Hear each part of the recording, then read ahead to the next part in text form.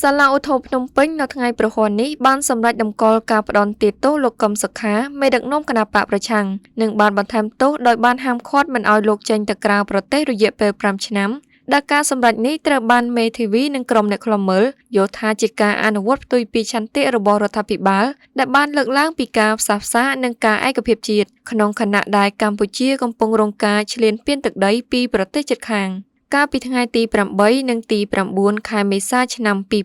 2026សាលាឧទ្ធរភ្នំពេញបានបន្តបើកសវនកម្មសួរដេញដោលនិងធ្វើសេចក្តីសន្និដ្ឋានបញ្ចប់ក្នុងសំណុំរឿងលោកកឹមសុខាដែលជប់ចោទពីបទសន្តិទ្ធភាពជាមួយបរទេសក្រោយសំណុំរឿងប្តឹងទាស់ដ៏ចម្រូងចម្រាសមួយនេះបានអូសបន្លាយពេលជាង1ឆ្នាំហើយត្រូវប្រកាសសាលដីកានៅថ្ងៃទី30ខែមេសាឆ្នាំ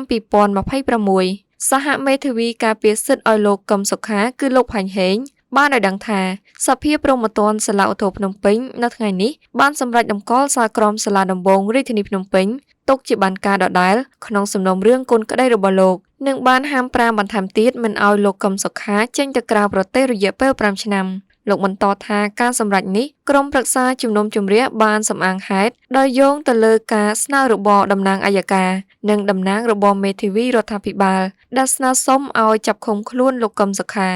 យើងសម្ដែងនៅការសោកស្ដាយបាទហើយយើងមិនដឹងថាឯកឧត្តមកឹមសុខានឹងសម្រេចប្តឹងសាលទុកឬក៏បញ្ចប់ត្រឹមនេះបាទព្រោះយើងមើលទៅស្ថានភាពពេលនេះគួរតែរដ្ឋាភិបាលដែលដឹកនាំដោយគណៈបព្វជិជនស្វែងរកការផ្សះផ្សាជាតិប៉ុន្តែឃើញសាលក្រមរបស់តុលាការថ្ងៃនេះ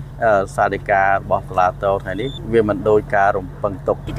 យើងគិតថារាជរដ្ឋាភិបាលនឹងស្វែងរកការផ្សះផ្សាជាតិបង្រួមជាតិតាមរយៈការដោះស្រាយរឿងទាំងឡាយណាដែលពាក់ព័ន្ធអ្នកនយោបាយពាក់ព័ន្ធនឹងសកម្មជនសិទ្ធិមនុស្សក៏ដូចជាអ្នកដែលធ្វើកិច្ចការដើម្បីសង្គមណាដែលយើងឃើញសាលក្រមសាលដីកាថ្ងៃនេះហាក់ដូចជាផ្ទុយពីអ្វីដែលយើងគិតថារាជរដ្ឋាភិបាលនឹងគិតគូរដល់ការផ្សះផ្សានិងពង្រឹងឯកភាពជាតិដែលក្នុងខណៈដែលប្រទេសថៃកំពុងតែធ្វើទុកបុកម្នេញមកលើយើងនៅតាមព្រំដែននេះលោកកឹមសុខាត្រូវបានតុលាការផ្តន្ទាទោសឲ្យជាប់ពន្ធនាគាររយៈពេល27ឆ្នាំកាលពីថ្ងៃទី3មីនាឆ្នាំ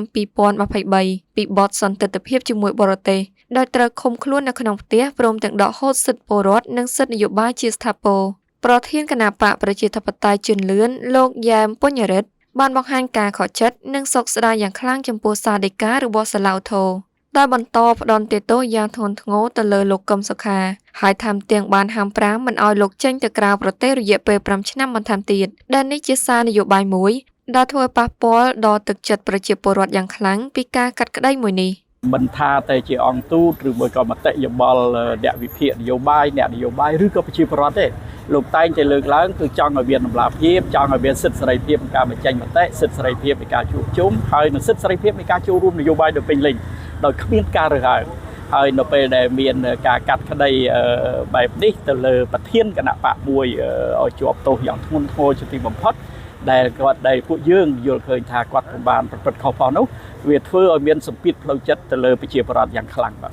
បើតាមប្រធានគណៈបកនយោបាយរូបនេះការធ្វើនយោបាយរបស់លោកកឹមសុខានាពេលកន្លងមកគឺគាត់តែងតែធ្វើឡើងដើម្បីការពារសិទ្ធិសេរីភាពរបស់ប្រជាពលរដ្ឋនិងការគោរពសិទ្ធិមនុស្សហើយក៏មិនបានប្រព្រឹត្តកំហុសដោយការចាប់ប្រកាន់ដោយឡែកនាយកទទួលបន្ទុកកិច្ចការទូតនៃអង្គការការពារសិទ្ធិមនុស្សលីកាដូលោកអំសំអាតយល់ថាការសម្រេចយ៉ាងណានោះជាឆន្ទានុសិទ្ធិរបស់តុលាការប៉ុន្តែក្នុងនាមសង្គមស៊ីវិលលោកចង់ឃើញអ្នកនយោបាយខ្មែរបន្តនៅវប្បធម៌សន្តិនិកនិងការចរចាគ្នាដោយសន្តិវិធីដើម្បីរកដំណោះស្រាយនិងការស្រោះស្រួលគ្នាផ្នែកនយោបាយជាជាងការប្តឹងផ្តល់នៅតុលាការការសម្រេចរបស់តុលាការវាជារឿងមួយប៉ុន្តែគាត់ថាយើងជាអង្គការសង្គមស៊ីវិលយើងចង់ឃើញថាអ្នកនយោបាយខ្មែរគាត់មានបន្តនៅវប្បធម៌សន្តិនិកនៃការចរចាដើម្បីរកដំណោះស្រាយមួយចេញដូចពីមុនមកគឺការចរចាគ្នាហើយអាចនឹងមានការដោះស្រាយផ្នែកនយោបាយហើយមានការបទូបថយឬក៏អាចនឹងមានការច្រកចេញតាមណាមួយដើម្បីឲ្យคล้ายទៅជាការមានសាមគ្គីភាពជាតិឯកភាពជាតិហើយនឹងខ្មែរតែមួយហើយអ្នកនយោបាយទាំងអស់គឺយើងតម្កល់ដល់ប្រយោជន៍ជាតិដល់ប្រយោជន៍ពលរដ្ឋជាធំណាបាទអានឹងវាជាច្រកមួយទៀតក្រៅតែអំពីរឿងដំណើរការនៅតាមតុលាការបាទ សម្រាប់អ្នកសិក្សាផ្នែកច្បាប់និងជាអ្នកវិភាគសង្គមលោកវ៉ាន់ចាន់ឡូតបានលើកឡើងក្នុងបណ្ដាញសង្គមរបស់លោកថាទោះបីជាគណៈបកសង្គ្រោះជាតិមានគោលនយោបាយមិនយកខ្មែរជាសត្រូវក៏មេដឹកនាំគណៈបកកណ្ដាលអំណាចលោកហ៊ុនសែនមិនអាចទទួលយកបានដែរពីព្រោះគាត់ត្រូវការតែមួយគត់គឺអំណាចនិងមិនអាចបោះបង់អំណាចជាដាច់ខាតទោះក្នុងតម្លៃណាក៏ដោយលោកបន្តថានៅពេលកន្លងមកការចរចាបានកើតឡើងក៏ព្រោះតែគណៈបកប្រឆាំងមានឥទ្ធិពលនិងមានកម្លាំងនយោបាយគ្រប់គ្រាន់តែប៉ុណ្ណោះហើយក្នុងកលៈទេសៈនេះលោកហ៊ុនសែននឹងមិនអាចធ្វើសម្បទាននយោបាយណាមួយឡើយទោះបីជាធ្លាប់ច្រឡំមាត់និយាយពីការរួបរวมនិងសាមគ្គីរវាងខ្មែរនិងខ្មែរដើម្បីប្រយុទ្ធប្រឆាំងនឹងការឈ្លានពានរបស់ថៃក៏ដោយ VOD មិនអាចសុំការថាធិប្បាយជុំវិញរឿងនេះពីអ្នកនាំពាក្យសាលាឧទ្ធរលោកខុនលៀងមេឃបានទេគិតត្រឹមម៉ោងផ្សាយនេះដោយឡែកអ្នកនាំពាក្យគណៈបកប្រជាជនកម្ពុជាលោកជាធិរិទ្ធនិយាយថាលោកគ្មានអ្វីត្រូវបកស្រាយរឿងនេះទេព្រោះជាដែនសមត្ថកិច្ចរបស់តុលាការសម្រាប់អ្នកនាំពាក្យរូបនេះបញ្ជាក់ថានៅក្នុងប្រទេសកម្ពុជាមានអំណាចទាំង3ដាច់ពីគ្នារវាងនីតិប្រតិបត្តិនីតិបញ្ញត្តិនិងតុលាការគឺដាច់ពីគ្នាម្ល៉េះហើយការអនុវត្តការសម្រេចយ៉ាងណារបស់តុលាការគឺជាឆន្ទានុសិទ្ធិរបស់តុលាការដែលយើងម្នាក់ចង់ឲ្យតុលាការឯករាជ្យអញ្ចឹងបើតុលាការសម្រេចហើយអានឹងយើងត្រូវតែគោរពតាមអញ្ចឹងសម្រាប់គណៈបកប្រជាជនកម្ពុជាឬរដ្ឋាភិបាលយើងគ្មានការបកស្រាយចំពោះករណីណាដែលជាសមត្ថកិច្ចរបស់តុលាការទេ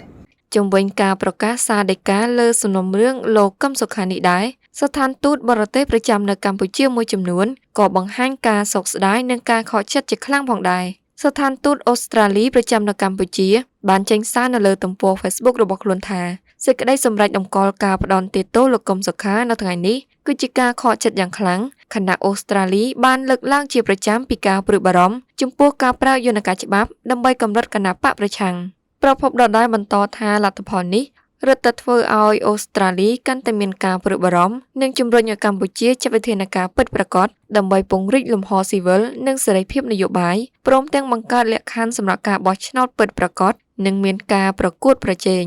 ចំណែកទំព័រ Facebook របស់ស្ថានទូតបារាំងប្រចាំនៅកម្ពុជាក៏បានលើកឡើងដែរថាស្ថានប្រតិភូសហភាពអឺរ៉ុបនិងបណ្ដារដ្ឋសមាជិកដែលមានវត្តមាននៅក្នុងព្រះរាជាណាចក្រកម្ពុជាក៏សម្គាល់ដោយក្តីកង្វល់ចំពោះលទ្ធផលនៃសវនកម្មបណ្ដឹងឧទ្ធររបស់លោកកឹមសុខាប្រភពដដែលបន្តថានយោបាយពហុបកគឺជាកត្តាដ៏ចាំបាច់សម្រួលដល់ការបើកលំហនយោបាយនិងលំហសេរីភាពស៊ីវិលនៅក្នុងប្រទេសកម្ពុជាដោយគោរពតាមការបដិញ្ញាចិត្តលើប្រជាធិបតេយ្យរបស់ខ្លួនស្ថានប្រតិភូសហភាពអឺរ៉ុបនិងបណ្ដារដ្ឋសមាជិកប្រចាំកម្ពុជាតែងតែគាំទ្រជាប្រចាំដល់នីតិរដ្ឋនៅកម្ពុជាហើយសង្ឃឹមថានឹងមានដំណើរឆ្ពោះទៅមុខប្រកបដោយភាពស្ថាបនារួមទាំងវិធានការវិជ្ជមានផ្សេងៗចំពោះអ្នកដែលកំពុងជាប់ឃុំនាពេលបច្ចុប្បន្នស្ថានទូតអង់គ្លេសនៅកម្ពុជាក៏បានលើកឡើងក្នុងទំព័រ Facebook ដែរថា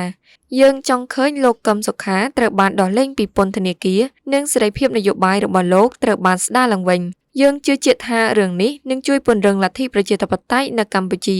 នៅក្នុងបរិបទនោះស្ថានទូតអង់គ្លេសបានយកចិត្តទុកដាក់ចំពោះលទ្ធផលនៃសវនកម្មលើបណ្ដឹងឧទ្ធរនៅថ្ងៃនេះលោកកឹមសុខាត្រូវបានសមត្ថកិច្ចប្រដាប់ដោយអាវុធឆ្មក់ចូលចាប់ខ្លួនទាំងកណ្ដាលយប់ឈានចូលថ្ងៃទី3ខែកញ្ញាឆ្នាំ2017ក្រោយពីគណៈបកប្រឆាំងរបស់លោកហក់ឡើងប្រជាធិបតេយ្យទទួលបានសន្លឹកឆ្នោតគ្រប់គ្រងជិតពាក់កណ្ដាលប្រទេសប្រហាក់ប្រហែលទៅនឹងគណៈបកកណ្ដាលអំណាចប្រមាណជា3ខែបន្ទាប់គណៈបកសង្គ្រោះជាតិរបស់លោកត្រូវបានតុលាការកំពូលរំលាយតាមបណ្ដឹងរបស់គណៈបកប្រជាជនកម្ពុជាដែលចោទថាលោកបានគប់គិតជាមួយសហរដ្ឋអាមេរិកចង់ផ្ដួលរំលំរដ្ឋាភិបាលរបស់លោកហ៊ុនសែនយ៉ាងណាភ្លាមក្រោយតុលាការប្រកាសសាលក្រមផ្ដន្ទាទោសលោកកឹមសុខាសហរដ្ឋអាមេរិកតាមរយៈស្ថានទូតប្រចាំកម្ពុជាបានចាត់ទុកសាលក្រមផ្ដន្ទាទោសនេះថាដំណើរការច្រើនឆ្នាំដើម្បីបំបត្តិសម្លេងលោកកឹមសុខាដោយផ្អែកលើបទសំគំនិតប្រឌិតគឺជាបរាជ័យនៃប្រព័ន្ធយុត្តិធម៌ហើយថាការបដិសេធសេរីភាពក្នុងការបញ្ចេញមតិនិងធ្វើនយោបាយរបស់លោកកឹមសុខានិងអ្នកនយោបាយផ្សេងទៀតធ្វើឲ្យប៉ះពាល់ដល់រដ្ឋធម្មនុញ្ញកម្ពុជាបំណងអន្តរជាតិនិងវឌ្ឍនភាពកន្លងមកដើម្បីក្លាយជាសង្គមពហុបកប្រកបដោយបរិយាបន្នមួយនាងខ្ញុំកៅមរកត VOD